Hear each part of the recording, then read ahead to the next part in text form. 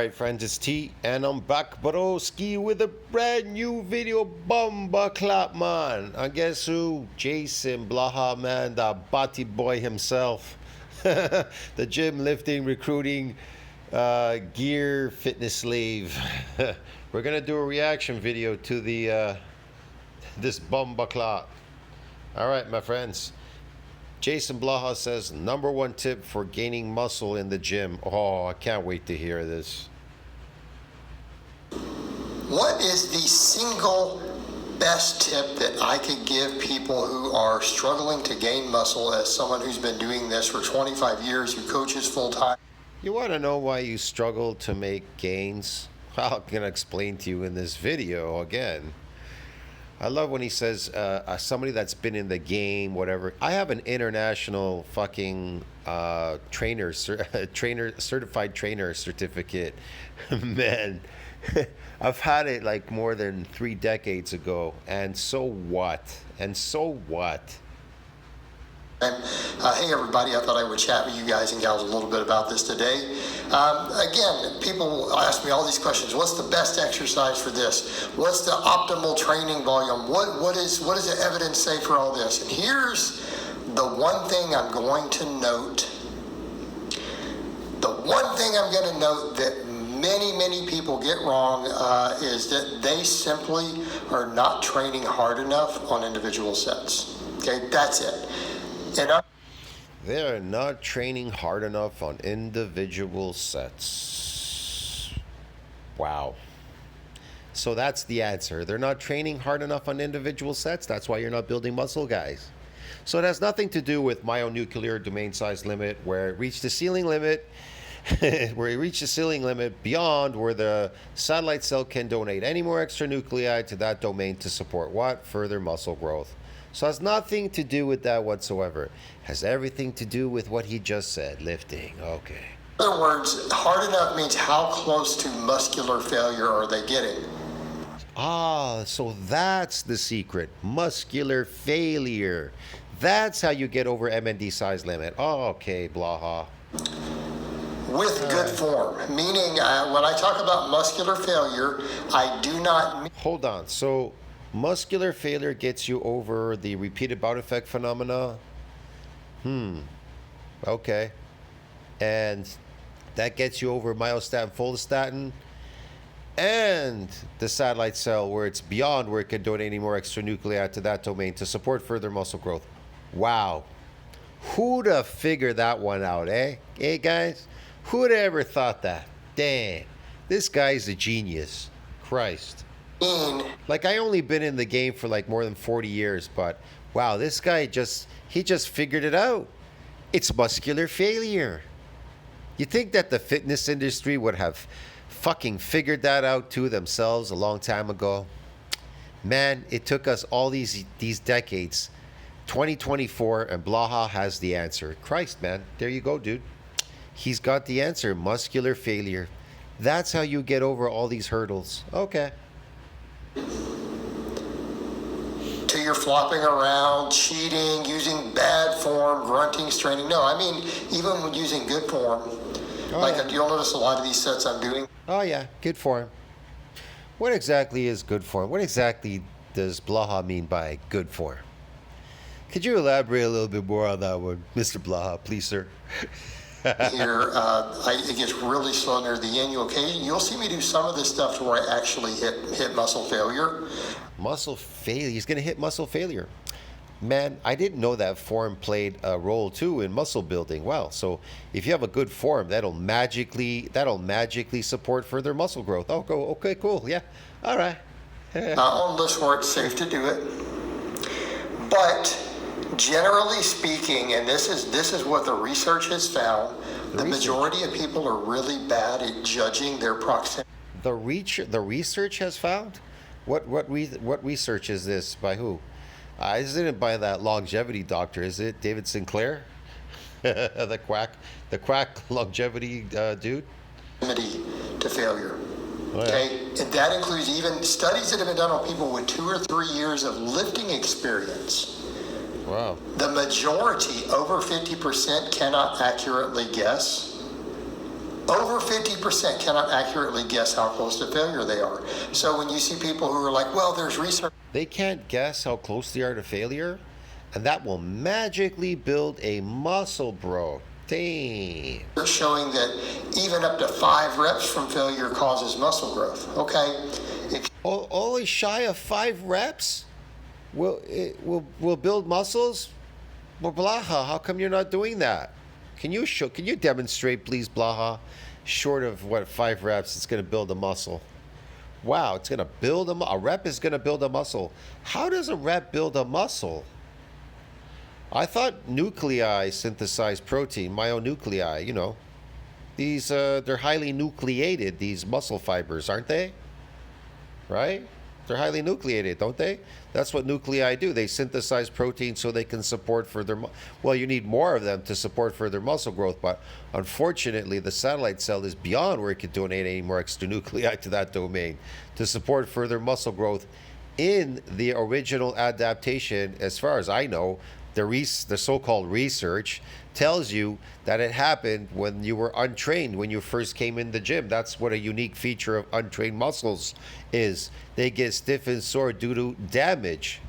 Yeah, and then untrained first training satellite cell fusion, then they fuse because they've been damaged. If they've been damaged, it wakes up the satellite cell to split, divide, increase the number, and then they hypertrophy, and then that's it. There's not much hypertrophy there. There's a little bit, but then it stops. But you're telling us 5 reps shy of building muscles? A rep builds a muscle. This is very interesting. So let me get this straight. So going to failure and reps build muscles. So now we've discovered 2 things. This guy's a genius. Except that 50% of people can't judge 5 reps from failure. 50% of the people can't judge 5 reps short of failure? Oh, okay. Man, why is Blaha so red there? He's fucking cooking, man. Look at that. Jesus. I don't know what's going on there, dude. Okay, people come in and go through the ranges of motion. And what I'm suggesting is... They come in and they go through the ranges of motion. Yes. Locomotion, baby. All right. That if most people simply got much closer to muscle failure, and again, what does that mean? If you're doing So if they get close to muscle failure, but not muscle damage, which is correlated with activating the satellite cell and it, proliferating, differentiating into myoblasts and creating nascent muscle fibers and more cells and more muscle fibers, and then it can further this domain. Yeah, okay. But of course, we know that muscles will repair and remodel stronger, so they're resilient from further assaults, and they won't get damaged anymore. So Blaha says there's an alternative now. You can go to failure, and if you go to failure, that will build a muscle, that will circumvent myonuclear domain limit, and you're going to build muscles without nuclei. Wow, this is incredible. I had no clue, bro. Curl. No idea. Failure means you go until when you go to do a rep, it just sticks at the bottom, right? Not where you cheat or anything else. The weight just simply stops moving. So going to failure will donate its nuclei? I never heard of a failure. What type of progenitor cell is failure? Is that like a special progenitor cell? Does it donate its nuclei to support further muscle growth?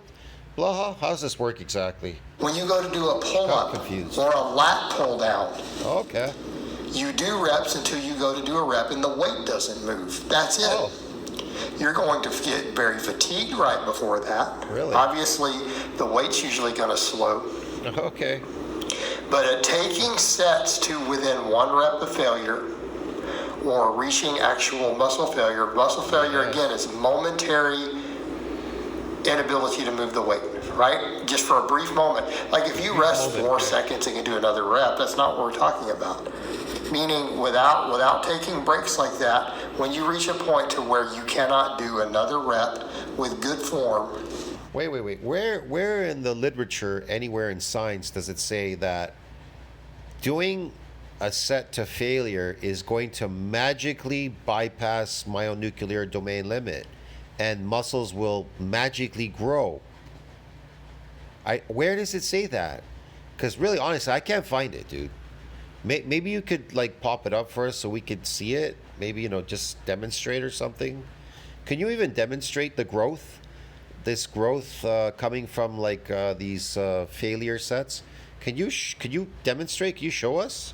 Show us the growth. Show us it growing. And the weight simply stops moving, Oh or yeah. you're not going to be able to do one more. That would be one rep from failure or zero from failure. Oh yeah. Okay? But failure just means the temporary inability to complete a full range of motion rep It does go to failure, really? with good form. That's it. So going to failure means you can't do another rep. Wow. So let me get this straight. Going to failure means you can't do another rep. But going to failure is going to bypass myonuclear domain size limit. They sound like two separate things. Exercise, going to failure, and trying to get the satellite cell to donate its nuclei to support muscle growth of a nuclear domain. Wow, I don't know. That just sounds like two different things that you're shooting for. I think that there are two different types of modalities when it comes to building muscle. One is going to failure, but that will build a muscle out of what though? Out of failure? I never heard of a stem cell called failure. Is that a special stem cell or what? I don't know, man. What's going on So here? the weight just kind of stops, sticks at the bottom. Really? Oh, okay. Okay? Just If sticks at most the people bottom. just simply did that, they would start gaining muscle. I like how he just throws the weight up in the air, and then it kind of like comes down, but he just throws it up in the air. This is pure concentric. There's no eccentric when it comes to the shoulder part. I think people don't even understand the concept of eccentric exercise when it comes to shoulder flies. Flies don't work for your shoulders. The best are presses from the front. Why? Well, because it actually drags the muscle downward in a down position. Flying doesn't do that. See that? That's why it's useless. You could fly your shoulders forever, but it's great for creating sarcoplasmic shoulders. If you want to create sarcoplasmic shoulders, and you're eating a lot of artificial diet called carbohydrates, oh yeah, this is great. You can pump a lot of glycogen in there, going like flying it. Sure. That is actually the number one trick. Yeah. And I'm saying this as someone who talks a lot about other factors. I talk a lot about training volumes, how much total volume do we need. Here's a question: how do you stretch a shoulder muscle doing flies? Do you think it stretches it? You think it does anything to it? Maybe some damage there or something? What do you think's really going on there exactly when you're flying it like this? How much frequency sets, exercise combinations. I spent a lot of time even discussing stuff like the tricep long versus lateral head on bench presses versus skull crushers. Look, none of this stuff that I'm discussing is relevant if you're not training hard enough. If you're not training hard enough to stimulate muscle growth, not one bit of this other stuff is. Training hard enough to stimulate muscle growth? So that's another one. You have to stimulate muscle growth. You have to train hard enough to stimulate muscle growth. So it's not based on getting more of these nuclei, which without them you can't synthesize protein. It's about stimulating growth, not getting nuclei so they can synthesize protein and create growth. It's about stimulating it. Got it. I got it now, Blaha. All right, yeah. Going to make any difference. Okay. And I would say particularly beginners, if you have not been training really close to failure, Yes. and you've been going to the gym for months and you're not seeing any real progress. Yes. Why aren't we seeing any progress and we're going to failure? Yes. Tell us, Blaha. That's why. That's why. And I would suggest that if someone started doing that, they don't have to do the perfect exercises. I understand. Going to the gym, we have to go to failure, and then that's the reason why we're not seeing any growth, because we're not going to failure. Got it. Yes, sir. They don't need the perfect range of motion. Now, that's the other thing I'm going to say. See, it doesn't have to be the perfect range of motion. Even Blaha agrees. I told you, Blaha's a genius, man. Combine that one tip Oh yeah. with going to the stretched positions on exercises. That's that one tip, stretch position on those exercises, broski. Yes, man. Ooh, actually touching your chest on a bench press. Yeah. Going to the bottom of a curl, don't just do the very top half of the movement. Okay? Okay. Getting those stretches at the lengthened positions of muscles. So lengthened means that's where the muscles are put into a stretch. The bottom of a bench press, the very top of a lat pull down.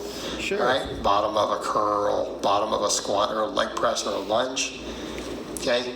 People start going into those deeper stretch positions with taking sets to failure or very, very, very close to failure.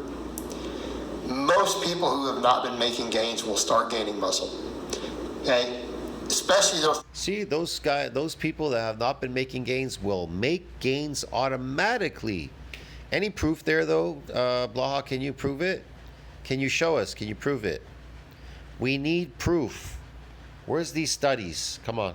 Two combined together, and I don't care how much they train at that point. I don't care if they're coming in and only working out once or twice a week for 30 minutes. Okay.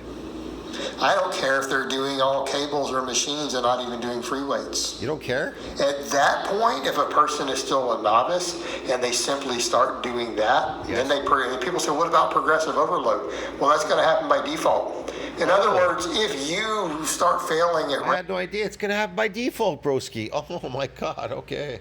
rep 10, and then you start gaining muscle, you're going to start failing at rep 12, 13, 14, 15. Like, it's going to happen anyways. And eventually, when you get tired of doing so many reps, you're going to have So food doesn't build muscle. Reps do. Got it. Okay, Blaha. Yes, we got it. to add weight. To keep getting close to failure, you're going to have to put weight on the machine or the bar anyways. Do you see where we're going? Or you're just going to have to keep adding reps. Where are you going? And I can assure you most people don't want to do 30 reps on every exercise. They will start adding weight if they're going to failure. They're just like, this is getting dumb. Okay? It's a self-correcting mechanism unless they intentionally choose to ignore it. Right. So it's kind of like someone would say, well, your advice there isn't going to work if they don't ever add weight. Yeah, but they're going to be an idiot if they don't add weight. Like, there's going to be a point where a person goes, you know what, I just did 87 reps. I should probably put 5 more pounds on this. Right, I agree, yeah. But they'd be an idiot if they didn't put any more weight on there. What would be the point, right? Of course, it'd be pointless without the weight, yes. Of course, yes. And if they're not smart enough to do that, then it doesn't matter at that point. You know, come on. So you know, again. What does smart have to do with that? Oh, well, okay. They're not smart enough to do that. Well, some people make mistakes, you know. Not everybody can be a genius like you, Blaha. Come on, give us a break, man.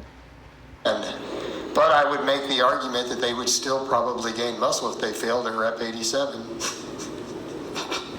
They'd still probably gain some muscle, you know. All right.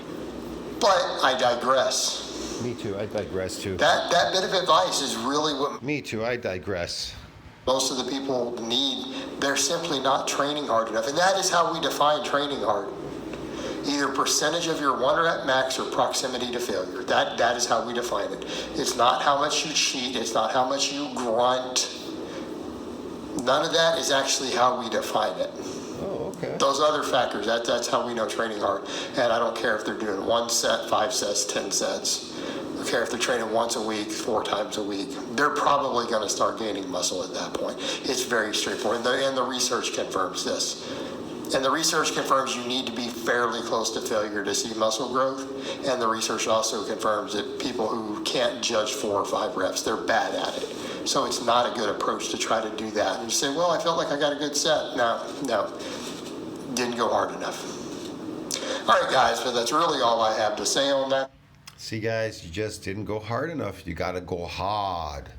Hard. Listen to Blaha, man. Told you Blaha's a genius. He knows exactly what he's talking about. He's been in the game for 30-something years, right? Okay. Or is it 25 years? Yeah. Today, I hope it's been informative. Extremely informative. We're taking your advice, and we're working on it. See you in the next one, friends. Tell me what you think about that. Like, subscribe, support the channel.